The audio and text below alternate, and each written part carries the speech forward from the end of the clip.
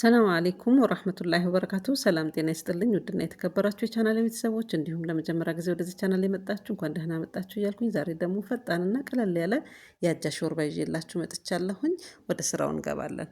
ስራውን ስጀምር እንግዲህ እንዲህ ድስት ላይ ሽንኩርት፣ ቀይ ሽንኩርት፣ ትንሽዬ ዘይትና ባሮ አድርጌ እንደዚህ ጠበስ አድርጌዋለሁኝ። በመቀጠል እንዲህ የተከታተፈ የበግ ስጋ ነው የጨመርኩት። ትንሽዬ የበግ ስጋ ነው የጨመርኩት። ከዛ እሱንም አንድ ላይ እንደዚህ በደንብ ጠብሰዋለሁኝ። ሽታው እስኪወጣ ድረስ በደንብ እንጠብሰዋለን።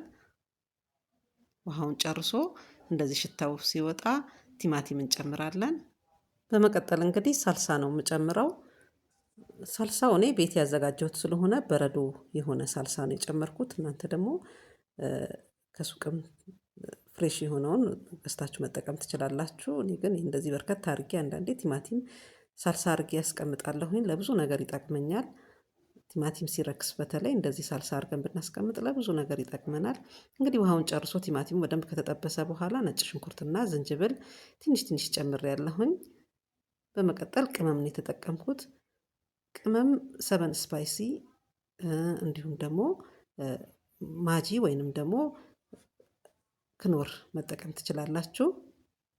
ከዛ የፈላ ውሃ ከልሼ አጃውን እንደዚህ ጨምሬያለሁኝ። አጃውን እስካቁላላው ያህል ዘፍዘፍ አድርጌዋለሁኝ። አጥቤ በደንብ ካጠብኩት በኋላ ይህን ቁሌት እስከማቁላላ ድረስ ብቻ ዘፍዘፍ አድርጌ ትቼዋለሁኝ። ብዙ መዘብዘፍም አይፈልግም። አጃ ያው ቶሎ ይበስላል። ከዛ ጨው አድርገን እንደዚህ አይነት ፕሬሸር ኩከር ድስት ካለ ለ40 ደቂቃ ከ30 እስከ 40 ደቂቃ ቶሎ ይደርሳል። እንዲሁም ደግሞ ኖርማል ድስት የምትጠቀሙ ከሆነ መብሰሉን እያያችሁ ታወጡታላችሁ። የኔ እንግዲህ በዚህ መልኩ ሾርባዬ ደርሷል። በጣም ቆንጆና እኛ ቤት በጣም የሚወደድ የሾርባ አይነት ነው። ሞክሩት፣ ትወዱታላችሁ። የዛሬ ስራዬ እንግዲህ ይህን ይመስላል። ስራዬን ከወደዳችሁት ላይክ፣ ሼር ማድረጋችሁን አትርሱ። እንዲሁም ደግሞ ኮሜንታችሁን አስቀምጡልኝ። በቀጣይ ስራ እስክንገናኝ ድረስ ሰላም ሁኑልኝ።